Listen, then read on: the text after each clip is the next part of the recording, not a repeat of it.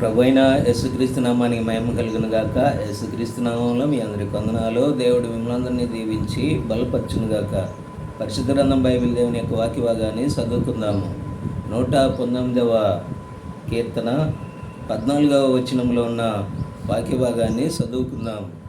నీ వాక్యం మీద నేను ఆశ పెట్టుకొని ఉన్నాను. నీ యందు భయభక్తులు గల వారు నన్ను చూసి సంతోషించెదరు.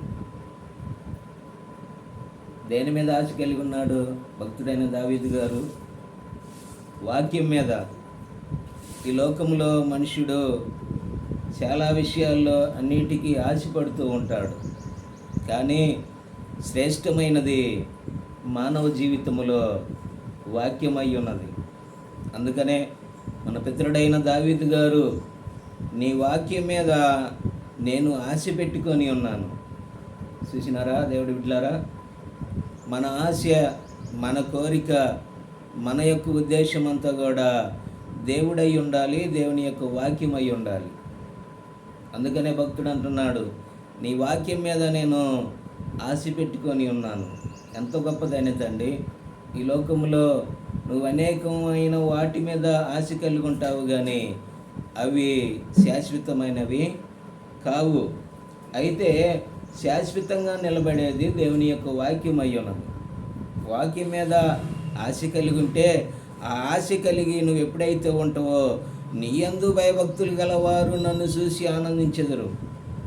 దేవుణ్ణి నమ్మిన ప్రతి ఒక్క బిడ్డ వాక్యం మీద ఆశ పెట్టుకొని వాక్య ప్రకారం నడిచి వాక్యంలో జీవిస్తున్న వారిని చూస్తే సంతోషపడతారు.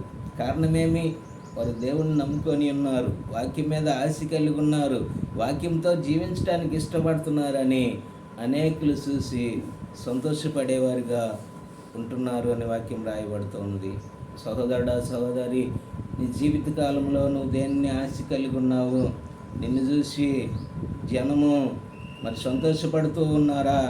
నిన్ను చూసి మరి హేళనగా మాట్లాడుతున్నారా, అవమానంగా మాట్లాడుతున్నారా అనే దానిని మనము గమనించినట్లయితే, నీ ఆశ, నీ కోరిక దేవుడి మీద, దేవుని యొక్క వాక్యం మీద నువ్వు ఆశ కలిగి ఉండాలి. ఉన్నప్పుడు నువ్వు దీవించబడతావు, ఆశీర్వదించబడతావు. నువ్వు నీ కుటుంబము 30 60 మరి ప్రభు చేత అత్యధికంగా దీవించబడటానికి అవకాశం ఉంటుంది. కనుక మన ఆశ, మన కోరిక, మన సంతోషము దేవుడై ఉండాలి, దేవుని యొక్క వాక్యమై ఉండాలి. అప్పుడు మనము ఆశీర్వదించబడటానికి అవకాశం ఉంటున్నది. దేవుడు ఈ వాక్యాన్ని దీవించినగాక. ప్రార్థన చేసుకుందాం. మహాపరిశుద్ధ మా తండ్రి, సర్వశక్తిమంతుడా, యేసుక్రీస్తు ప్రభువా, ఉన్నత పరిశుద్ధ నామాన్ని బట్టి నీకు స్తోత్రము నాయన.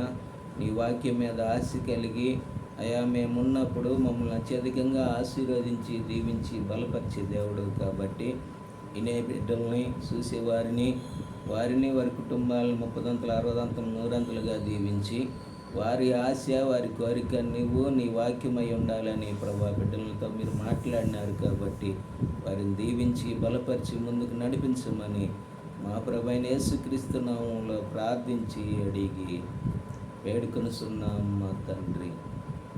ఆమేన్. దేవుడి బిడ్డలారా, వీడియోని లైక్ చేయండి, షేర్ చేయండి. ఈ పరిచర్య కొరకు మీరు కూడా ప్రార్థన చేయండి.